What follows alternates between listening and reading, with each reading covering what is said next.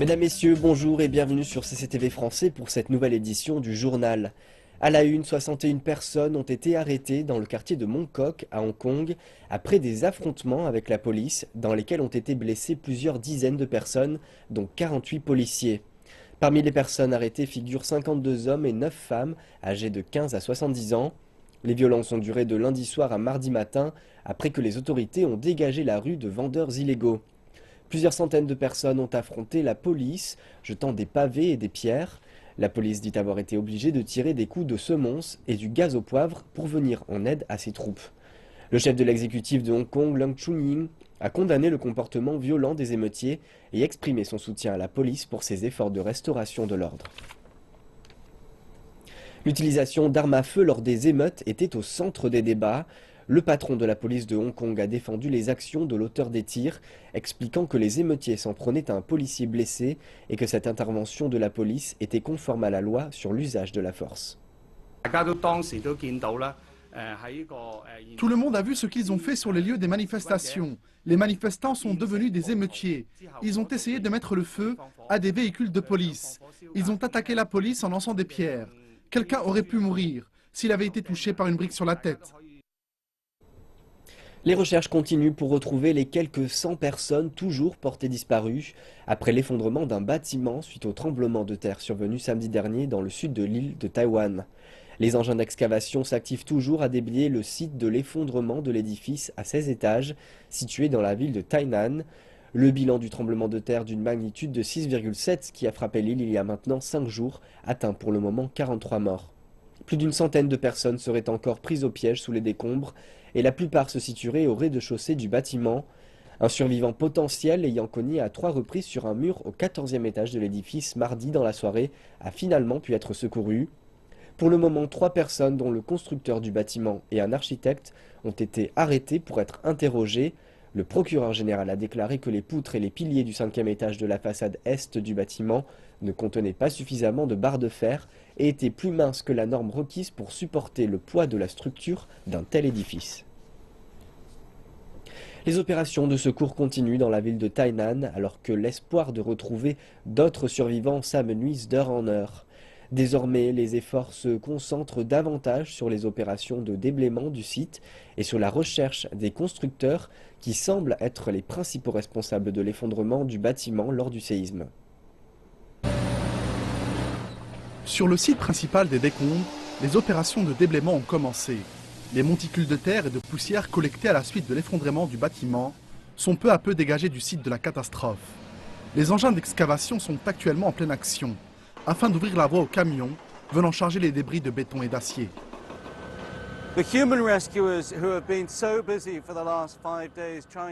Les équipes de secours travaillent d'arrache-pied depuis près de 5 jours pour retrouver les derniers survivants. Elles tentent tant bien que mal de se frayer un chemin parmi la masse de débris encore présente sur le site. Et les chances de retrouver des survivants sont devenues très minces. L'attention commence désormais à se porter sur les raisons ayant conduit à l'effondrement du bâtiment, alors que les édifices alentours sont restés indemnes. Des boîtes de conserve métalliques, incrustées dans les blocs de béton, étaient visibles après l'effondrement. À d'autres endroits, des morceaux de polystyrène étaient également visibles dans les structures apparentes des appartements. Alors que les experts n'ont pas encore rendu leurs conclusions sur les raisons exactes de l'effondrement, il apparaît clairement que la mauvaise qualité des matériaux de construction a été l'un des facteurs principaux du désastre. La structure de construction du bâtiment présente d'innombrables défauts. Les piliers situés au rez-de-chaussée ne sont pas assez larges et inégalement répartis. Par ailleurs, les matériaux utilisés aux endroits les plus faibles de la structure étaient tout simplement détruits.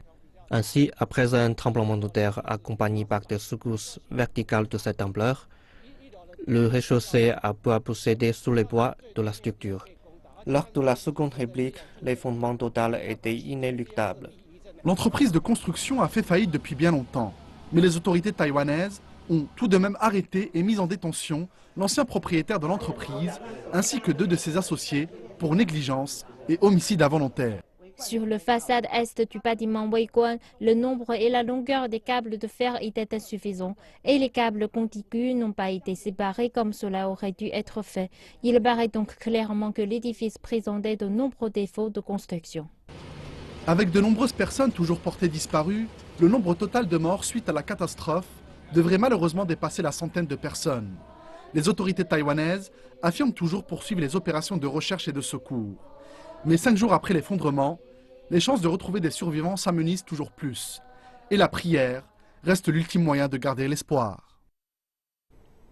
La Chine a confirmé le premier cas d'infection au virus Zika dans le pays. Les autorités chinoises ont annoncé la nouvelle dans la soirée de mardi. Il s'agit d'un cas importé. Le patient est un homme de 34 ans originaire du district de Ganxian, dans la province du Jiangxi, dans l'est de la Chine. Il se rétablit actuellement avec une température corporelle normale et une diminution des rougeurs. Il avait effectué un voyage au Venezuela et présentait des symptômes de fièvre, de maux de tête et de vertige le 28 janvier, avant de retourner dans sa ville natale le 5 février via Hong Kong et Shenzhen. Il a été placé en quarantaine et reçoit des traitements à l'hôpital depuis le 6 février. Selon les autorités, le risque de propagation du virus est extrêmement bas en raison des faibles températures. On parle beaucoup des tensions en mer de Chine méridionale et l'on parle moins souvent de la collaboration qui existe aussi entre la marine chinoise et plusieurs autres pays du monde. C'est notamment le cas avec la marine américaine. Une flotte chinoise visite actuellement des ports sur la côte est des États-Unis. Reportage. Les eaux calmes de Mayport accueillent les bateaux chinois avec une célébration. Le destroyer Jinan est l'un des 3 bateaux de l'Armée populaire de libération s'amarrant pour la première fois sur la côte est américaine. Ils font le tour du monde pour montrer que la Chine est en train d'établir une marine de classe mondiale. Et à des milliers de kilomètres des tensions dans la mer de Chine méridionale, il s'agit d'une chance de mettre en évidence ce que les marines chinoises et américaines ont en commun. Li Liu et ses enfants Rebecca et Miles sont remplis de fierté. Tout le monde vient d'ici pour le voir. Pourquoi est-ce aussi spécial? Je pense que c'est la première fois que les navires chinois viennent jusqu'ici. Je pense que pour les Chinois et les Américains, c'est d'un bon début. Après 12 jours en mer, ces marins chinois qui sont partis du Portugal sont heureux de revenir sur la terre ferme. Ils attendent avec impatience un voyage à Disney World et d'aller faire un peu de shopping, 2 activités organisées par les Américains. Les 2 groupes vont aussi se mesurer dans des épreuves sportives. Le message des hôtes américains est que les 2 groupes ont plus en commun que de choses qui les divisent. Peu importe les différences entre les 2 cultures, ceux qui vont en mer partagent des liens communs, qui ne peuvent être appréciés que par les marins. Des événements comme cela servent à renforcer cet esprit d'amitié et la compréhension. Ces bateaux font partie d'une coalition internationale et ont été récemment impliqués dans des opérations dans le golfe d'Aden pour chasser des pirates somaliens. Leur commandant dit que la marine chinoise et les États-Unis prennent des responsabilités à l'échelle mondiale. Notre visite, cette fois-ci, et cet exercice marin commun montrent que les marines des 2 pays coopèrent dans l'océan Pacifique et se rejoignent dans l'océan Atlantique. Elle indique aussi une plus grande confiance mutuelle et le désir de construire une nouvelle relation entre les 2 marines. Il y a un contraste entre l'atmosphère ici en Floride et les rapports tendus que nous avons vus ces dernières semaines dans la mer de Chine méridionale. Le message de cette visite est de construire une relation paisible entre les 2 marines en visitant un port à la fois. Les responsables américains qualifient cette visite de routinière et c'est de cette façon qu'ils veulent que les relations se développent. Ils veulent mettre de côté les différences de stratégie en mer de Chine méridionale et travailler ensemble sur toutes les mers du monde. La pénurie de nourriture est un défi pressant pour de nombreux pays africains. De façon à garantir la sécurité alimentaire et à accélérer le développement de l'agriculture, ces pays espèrent coopérer davantage avec la Chine. Avec les investissements du gouvernement chinois, de nombreuses compagnies chinoises ont aussi construit des centres de démonstration de technologies agricoles dans toute l'Afrique.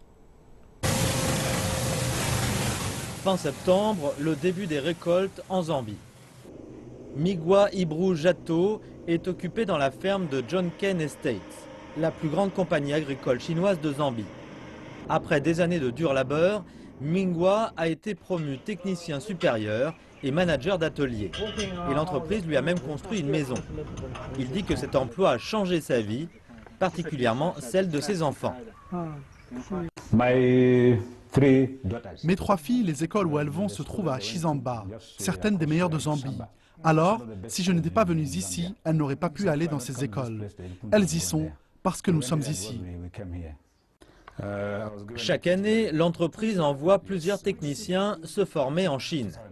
En 2011, Mwenga y est allé pour 20 jours et pour lui, ça a été une illumination. La formation était très bonne, tout le monde est là, du plus petit fermier au plus haut niveau. On y trouve des machines simples, des machines intermédiaires et beaucoup de combinés, plein de machines différentes. Et ensuite, le gouvernement est présent pour aider chacun d'entre nous. John Ken Estates a été établi en Zambie en 1994, cofinancé par le groupe China National Agricultural Development et le Fonds de développement Chine-Afrique. Après plus de 20 ans d'expansion, John Ken Estates constitue désormais une ferme principale et 3 branches, principalement plantant des céréales et élevant du bétail. Duan Chanlong gère John Ken Estates depuis 2013. Il dit qu'en tant que l'un des plus stables et importants fournisseurs de nourriture en Zambie, la compagnie maintiendra toujours son engagement envers les fermiers et la communauté. Je pense que l'une des choses les plus importantes est la localisation des opérations, ce qui est la clé de notre survie. Il n'y a que 8 Chinois membres du personnel, mais nous employons plus de 270 fermiers locaux. Par leur travail à la ferme, ils acquièrent des savoir-faire et des techniques, ce qui est bon pour les fermiers des environs. Ils pourront transférer ces technologies et savoir-faire dans le futur.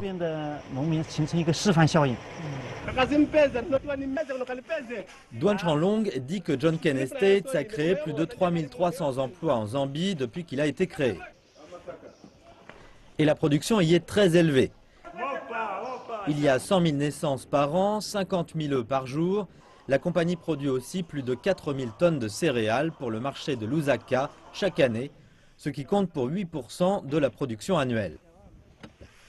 Tous ces produits agricoles sont vendus et consommés sur les marchés locaux.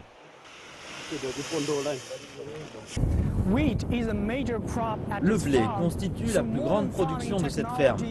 Grâce aux technologies et à la localisation des opérations, la production de blé de John Ken Estates a augmenté d'année en année. 2015 devrait connaître des records. Le gouvernement zambien devrait coopérer encore plus avec la Chine en matière agricole grâce aux bonnes performances de John Ken Estates. En cette période de récolte, Given Lubinda, le ministre zambien de l'Agriculture et de l'Élevage, a visité John Ken Estates. Il a été impressionné par les réalisations de cette ferme et a accordé son soutien à toutes les opérations d'expansion. Mais il y a beaucoup d'autres compagnies chinoises qui pourraient être invitées en Zambie pour venir voir ce que fait John Ken ici. Elles pourraient elles aussi venir investir en Zambie. Je discute en ce moment avec les entreprises chinoises pour établir ce que nous appelons une zone de coopération agricole sino-zambienne, qui possédera une école de formation. Elle fournira toute la machinerie, elle produira beaucoup et elle permettra d'approvisionner le marché des fermiers zambiens. But also is going to provide the much needed market for Zambian farmers. En plus de ces grandes fermes, de nombreuses compagnies chinoises ont aussi construit des centres de démonstration de technologies agricoles dans des pays comme la Tanzanie, le Rwanda et le Mozambique. Depuis 2012, le centre tanzanien a formé 1100 Tanzaniens pour en faire des responsables agricoles, des techniciens ou des fermiers.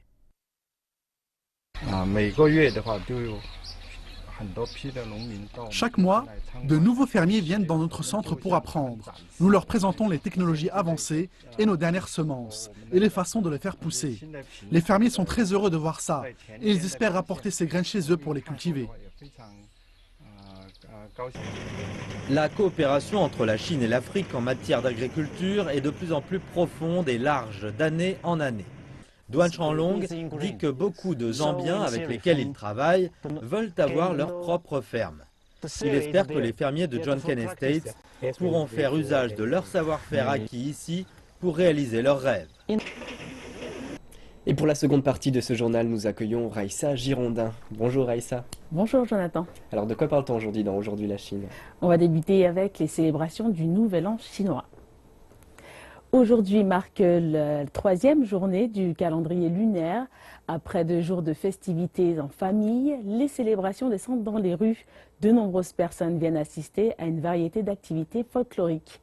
À Beijing, les foires organisées dans des temples ont attiré une foule de personnes et celle qui s'est déroulée au parc Jitan de Beijing a accueilli près de 200 000 visiteurs par jour. Ils sont venus admirer des produits artisanaux, déguster des mets locaux et profiter de performances interprétées par des acteurs habillés en costumes d'époque. Par ailleurs, c'est la tradition de regarder la danse du dragon lors du festival du printemps. Il existe plusieurs expressions de cette danse à travers le pays. À Foshan, dans la province du Guangdong, au sud de la Chine, une troupe d'artistes âgés de 40 à 60 ans exécute la danse du dragon sur l'eau, alors qu'à Chengdu, dans la province du Sichuan, dans le sud-ouest de la Chine, les locaux dansent la danse du dragon de feu et allument des pétards pour souhaiter une bonne et heureuse année. Et alors que la majorité des Chinois choisissent de passer la fête du printemps chez eux, d'autres optent pour un voyage à l'étranger. L'Organisation mondiale du tourisme des Nations Unies annonce que la Chine est devenue l'an dernier la première source de touristes dans le monde, des touristes chinois qui sont eux-mêmes les consommateurs dépensant le plus d'argent à l'étranger. De récentes études montrent que le nombre de voyageurs chinois a atteint 120 millions de personnes en 2015. L'Organisation du tourisme prédit que près de 6 millions de Chinois voyageront pendant les vacances de la fête du printemps. Ce chiffre fera de la Chine la source la plus importante de touristes dans le monde. Le rapport se penche également sur les dépenses à l'étranger des touristes chinois qui ont connu une croissance à 2 chiffres depuis 2004. Li Jinzhao, directeur de l'administration nationale du tourisme de Chine, a annoncé plus tôt que l'investissement touristique chinois a connu une croissance robuste en 2015, atteignant 152 milliards de dollars américains pour la première fois de son histoire. C'est 42% de plus que l'année précédente. Il a ajouté que le tourisme est devenu un nouveau moteur de la croissance économique et du développement de la consommation dans le pays. La ruée de voyage de la fête du printemps est qualifiée de plus grande migration humaine annuelle au monde. Et chaque année, cette migration a pour effet étrange de vider certaines des villes les plus peuplées au monde, alors que des dizaines de millions d'habitants des mégapoles comme Beijing, Shanghai et Shenzhen rentrent dans leur lieu d'origine. Et cette année ne fait pas exception.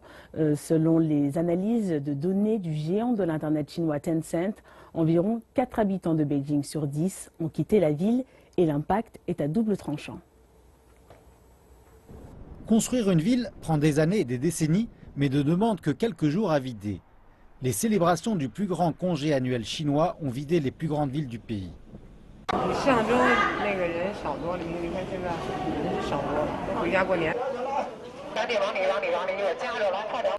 La fameuse heure de pointe dans la capitale chinoise ressemble à présent davantage à une promenade dans le parc. Il y avait des queues interminables partout, du métro au bus et même dans les toilettes publiques. À présent, avec des millions de résidents qui sont retournés chez eux, la ville qui ne dort jamais connaît finalement un peu de repos.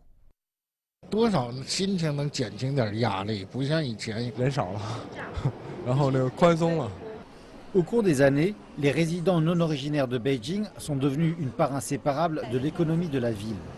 Ils proposent de la nourriture et gèrent des magasins, devenant le moteur qui fait tourner Beijing 24 heures sur 24 et 7 jours sur 7.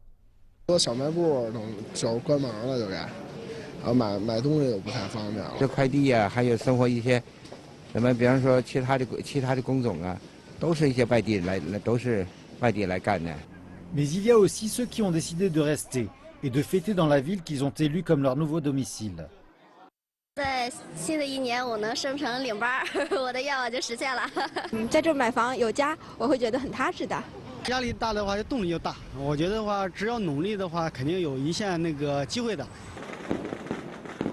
Le vide de la capitale ne fera cependant pas long feu. Celle-ci reviendra bientôt à son tohu-bohu habituel, une fois la fête du printemps passée.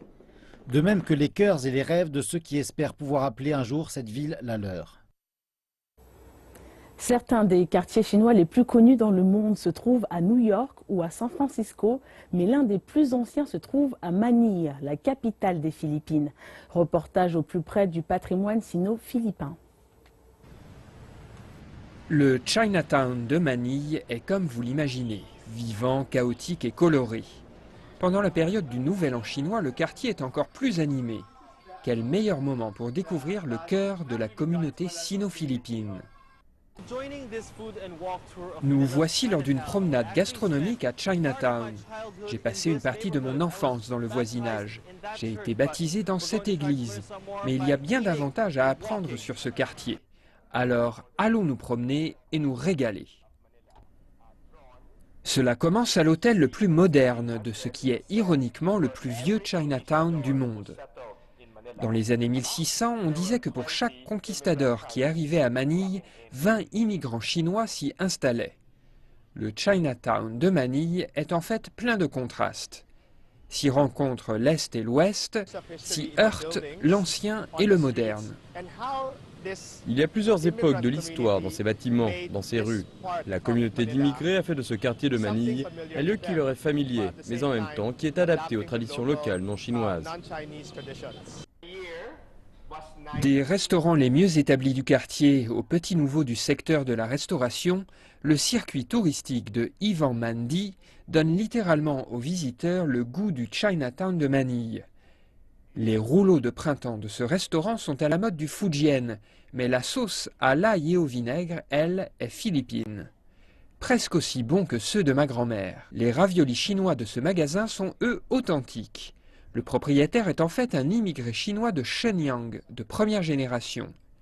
Mais là aussi, la sauce est philippine, avec ce mélange vinaigre-ail si caractéristique. Il n'y a pas de meilleur moyen que la nourriture pour présenter aux gens les traditions, la géographie, la culture, le milieu social dans son ensemble d'un quartier. C'était superbe. La nourriture était excellente et il y en avait en telle quantité. Lorsque la nourriture est si bonne, il n'y en a jamais trop. La culture sino-philippine nous régale. Et c'est sur ces belles images que s'achève aujourd'hui la Chine. Nous retrouvons notre présentateur pour la fin de cette édition. C'est à vous. Merci beaucoup Raïssa. Et merci à vous pour votre attention. Ce journal est à présent terminé. Nous vous retrouvons dans 1h30 pour une nouvelle édition du journal.